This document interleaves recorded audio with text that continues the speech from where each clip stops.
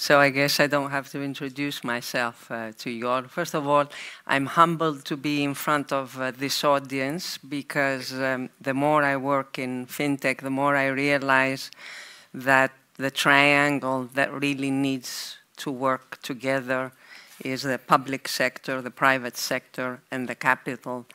And you are part of that. And I hope that you get excited by the world that I will present to you that is here and in the future, and that will open your appetite for more fintech investments. So, despite the introduction that Anka made, I just want to pick it up from the last 4 years that my focus has been 100% on fintech, and that's kind of my conventional side. And I'm here to confess that I have sinned. So, ladies and gentlemen, I have sinned in 2 ways, only in 2017. The first way is that I have 4 digital wallets. Not 1, not 2, not 3, not 4 for the moment, and 2017 hasn't finished. The second is that you can find my picture, and it's not just a picture. I was an advisor on a pre-ICO campaign that launched in early July. We raised 21 million. And I say that because I'm paying a huge price for that. Paparazzis are everywhere on my LinkedIn profile. Really, it's like relentless. I'm getting requests to be an advisor from Asia, US, Europe. People, 95% of the time, I don't know them. I don't know if they're looking for that beautified picture that you saw before, the credibility or maybe the gender diversity, but it's a crazy market. It feels like paparazzis, there's no doubt about that. So now that I've revealed to you and shared you my wild side and you know the conventional, let's look into how I think of the fintech market and what is going on and why I really believe that the digitization is unstoppable and it's just a question of the way it will take, and everything is happening much faster than we all predicted. For me, it's important to keep in mind always what is driving all this, because that will make it easier to understand where we are heading. So the way I like to think of it and keep it in my the back of my mind is there's 3 main clusters of changes or drivers that are at work concurrently. So it's not 1, it's not 2, it's 3, and that is the main reason that it's not going to go away. There is no turning back, there is no scenario of things will stay as they are.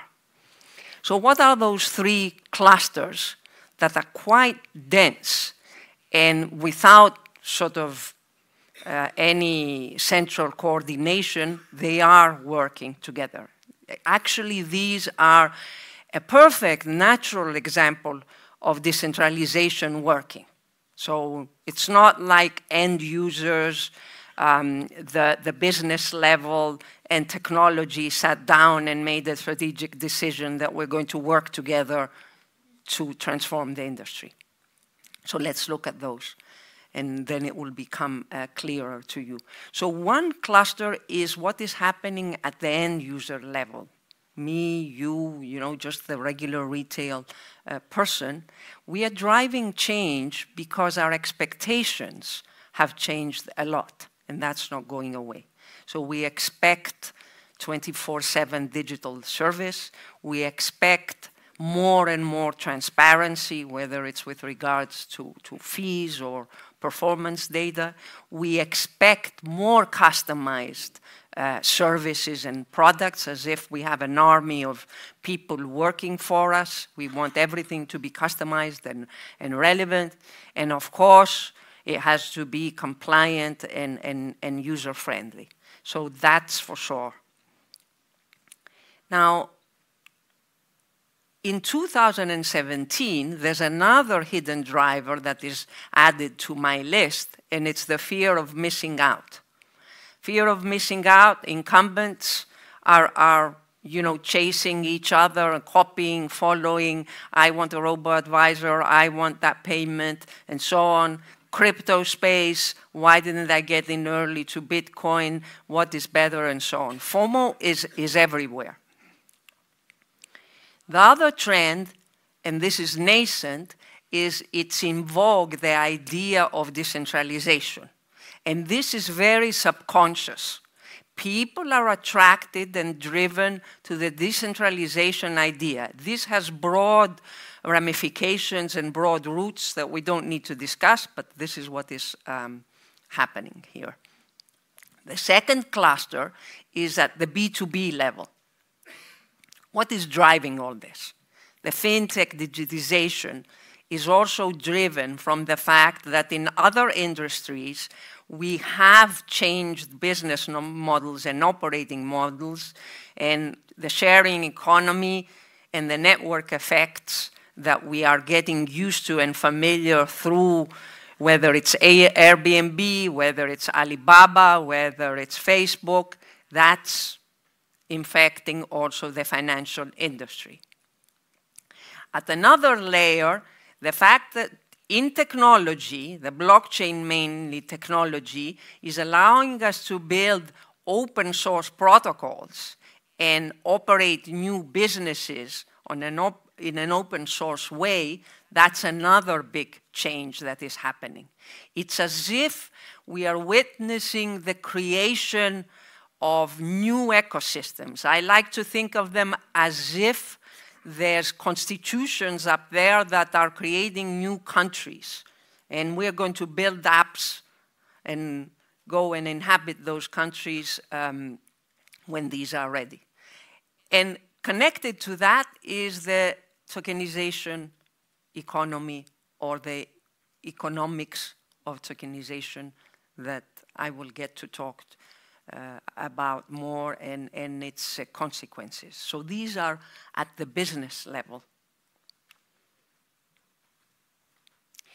2017, I'm adding to these drivers the fact that we have all grown up, whether formal education in economics or informal and street education, being entrepreneur, we think about business models. As angels investors, you ask your startups, what's your business model? Well, we're going to be moving from that, and we are going to be asking the question, how have you designed your token?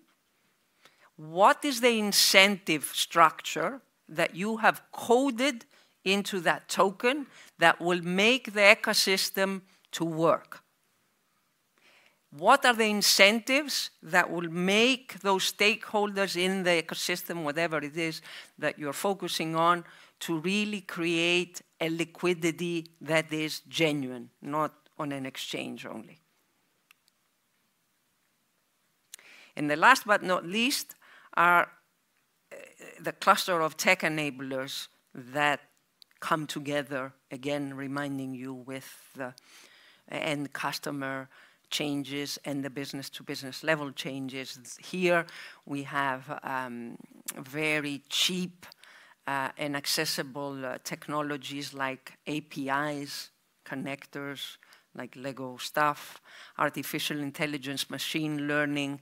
Hopefully this will be the spring. This is not new, but hopefully we'll be able to bring it all together. Blockchain with artificial intelligence could be a killer combination. We're seeing voice recognition technologies taking over even more than chatbots, virtual reality, augmented reality. and the Internet of Things. So again, it's all these factors coming together that are resulting in a world that we know, and I'm going to speed forward because I was told that my 25 minutes include Q&A, and I'd really like to give the floor to you to ask questions, especially about the ICOs, since everybody is wondering about them. So as a result of what I spoke before, what we're seeing today is the West digitizing, but it's really about an upgrade of existing services, more or less. And innovation mostly comes from the East, the Internet of Finance in Asia, and definitely the big theme of financial inclusion, servicing unbanked, which still remain high in the 2 billion range, especially in Africa and India. So the trends that come as a result of the innovation forces that I spoke about before and that are unstoppable, and you'll see them in all the ventures, hopefully, that you're seeing, are the fact that we'll have more and more automation, we'll have more services that are free, you know, Robin Hood type of stock trading with nothing. We'll be seeing more transparency offered to us in research, in capital markets, in performance, in everything. We'll be using crowdsourcing more, whether it's crowdsourcing capital, crowdsourcing investment decisions, research, and so on. And cognitive, I'm not working for IBM, but cognitive is the next era, and it's using the social data, it's using artificial intelligence and machine learning and integrating it in our processes. And the second type of unstoppable trends that are much more nascent, but keep looking at what is happening and you see more and more of that, is the trend of decentralization, the fact that we are building open source protocols that will lead eventually to Web 3.0, and that has many implications for all industries. It's not fintech. And from that, we'll be able to replace not all, but a lot of business processes that will be tokenized, and we'll have new apps and new ways of dealing with these processes.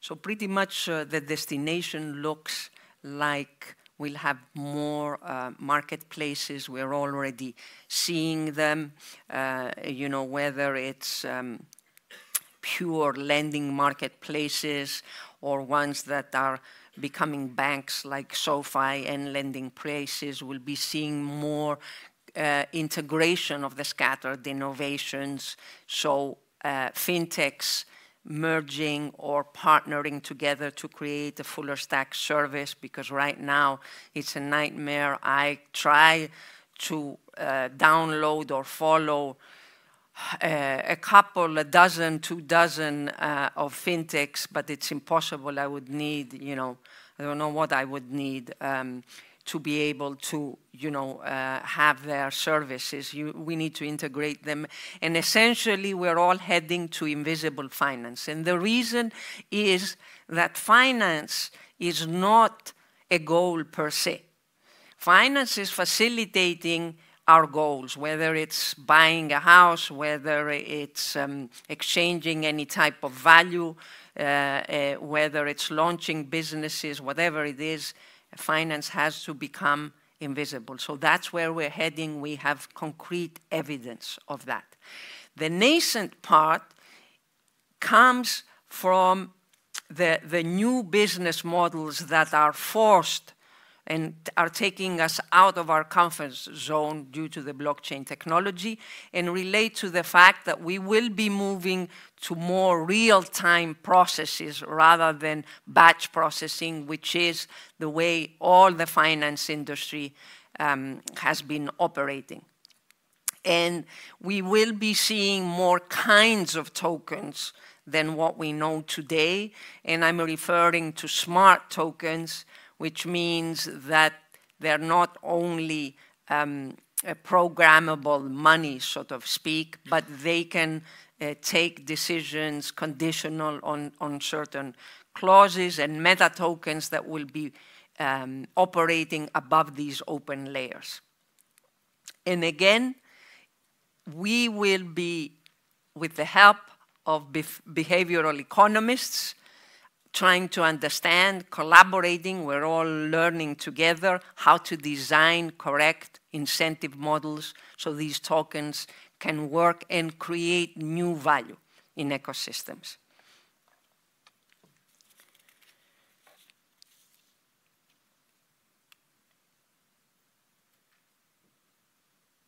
So in the world of fiat currencies, without going into the crypto world, where blockchain and the new emerging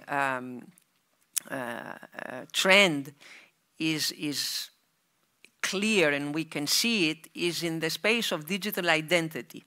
Digital identity is the backbone also for financial services, banks or insurance companies and so on, but of course for other companies too.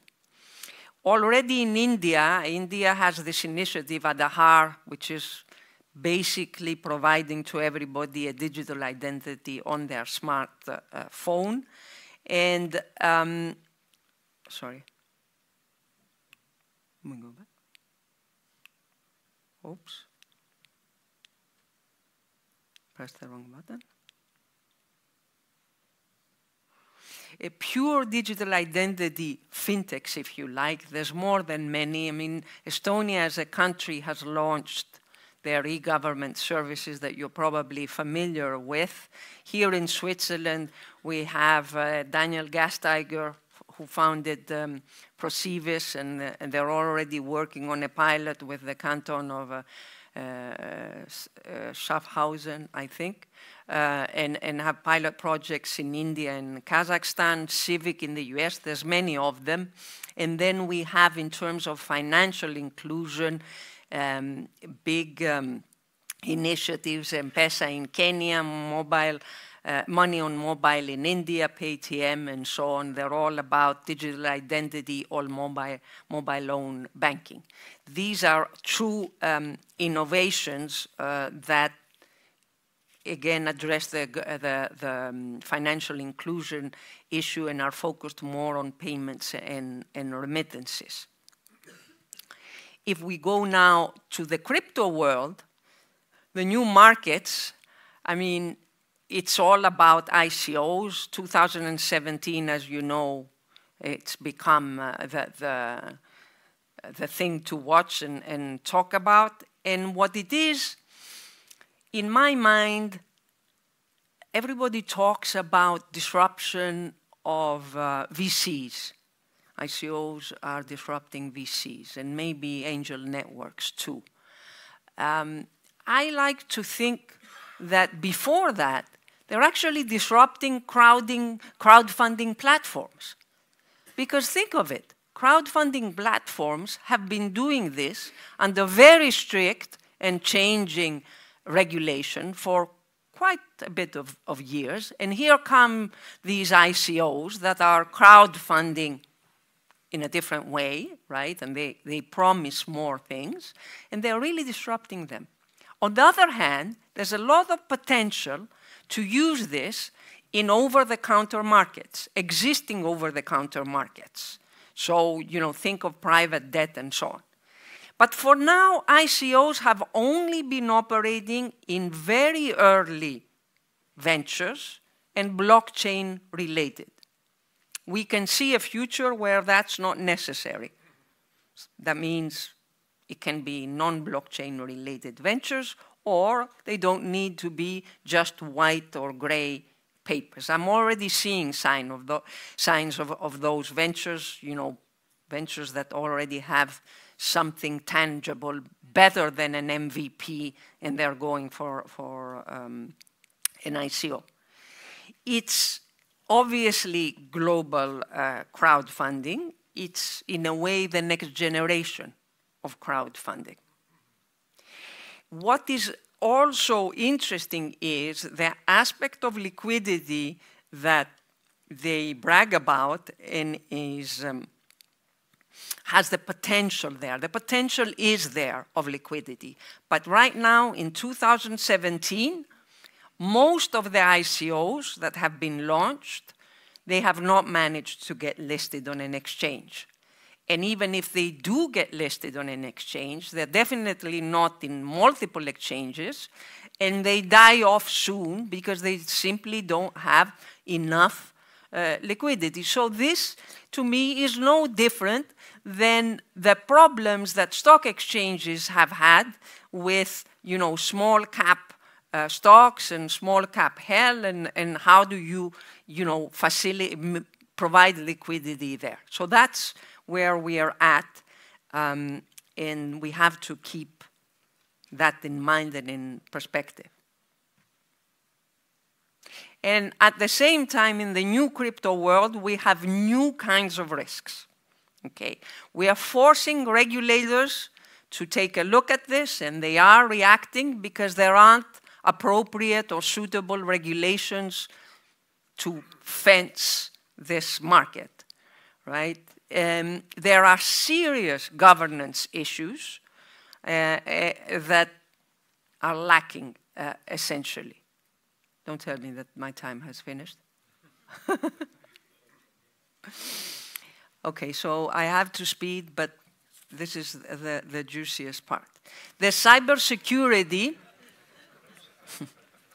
Okay, I'll take off my glasses and pretend that I don't see that. The cybersecurity issues that are really at the point where crypto world interacts with the banking system, and the liquidity issues that are already mentioned that are not existing there. So the current state of the market is the fact that we are having the tokens that are really crowdfunding for blockchain and apps. We are having Bitcoin that's becoming the petrodollar in the crypto space because whoever enters that space doesn't want to exit. And when there's an event, they switch their money to Bitcoin. And essentially, it's a one-sided market. Why? Because there's fear of missing out, and because there's huge institutional appetite waiting out there, because the market essentially in absolute size relative to financial markets is so small that, you know, even if you allocate 0.01% from your institutional holdings, that will be a big move. At the same time, the truth of the matter is that the market has gone blind, and it's like using blockchain as if it's a hammer and looking for nails everywhere. So it's kind of like a panacea for everything, which we have to watch because really it is not panacea for everything. That I can tell you. Current state, again, taking the pulse, and from my personal experience, this space has the worst user experience ever. If any of you have a MyEther wallet and have tried to, you know, participate in a token pre or after, you will know that. There are tons of cybersecurity issues with all these portfolios. There's a lack of education of people, as if, you know, imagine the age where people didn't know how to open a bank account and it was really risky to open a bank account online. We're in that stage. There's missing transparency in the post-ICO process. We have no idea, I have no idea after the token sale where the funds are used. Black box. There's frictions between the banking system and the crypto world. So if you try to exchange at the institutional level, at the venture level, crypto to fiat, fiat to crypto, you have a problem. And the market is again, sadly, taking advantage of this huge boom. and everything's completely very expensive in terms of legal opinions, accounting, marketing, and everything. So I'm going to skip this slide and take you to my wilderness tips. And this is directly from my experience in being involved in ICOs. I want to tell you that if you think that you're going to do any type of deep due diligence in a pre-ICO situation, forget about it. You're kidding yourself. You can read the white paper, and in many cases it might be quite technical, and you know, God bless you what you understand. You can't go and check the smart contract. Basically, it's the traditional approach that you guys have been doing. Do you like the team? Do you think they're credible? And then, you know, sign off. So that's where we are, which is not a good thing. There's many difficulties and issues and agency conflicts in terms of choosing the window that you're going to do your ICO. Are you going to have it open for 3 days or for 3 weeks? How much are you going to sell before? How much of it? I mean, this is like the IPO market, in my opinion. I'm outside of that market. I don't have a way to participate in that pre-IPO market, and that's the truth with this one, so no difference there. In terms of what is actually going on, a pre-ICO campaign is nothing more than a pure marketing campaign. You're getting out there and trying to get reach as much as you can to make credibility. And a lot of these ICO projects are coming out of people that have no online presence whatsoever and no relation to what they came up to. So they're paying big bucks to get to these marketing channels, and in many cases, they're not effective. I have a very recent statistic. In the UK, there's only one ICO that has managed to reach its soft cap, no other one. Just to give you an idea and a sense of how difficult it is to do that. And you have to do with the crowd and the sale. You're going to kill me, right? What do I want to say here? I want to say, no, thank you. I'll just leave you with a word of wisdom, and I will run off the stage. There's an attractor emerging out there, and we'll all of us are going to be honed into that black hole, and that's decentralization. The big potential of the tokenization of the economy is that we will be able to tokenize and monetize non-financial value, whether it's our reputation, whether it's our social impact stuff, that will be allowed, and that will be the biggest benefit to the society of all this change. Thank you very much. Thank you very much, sorry for being over time.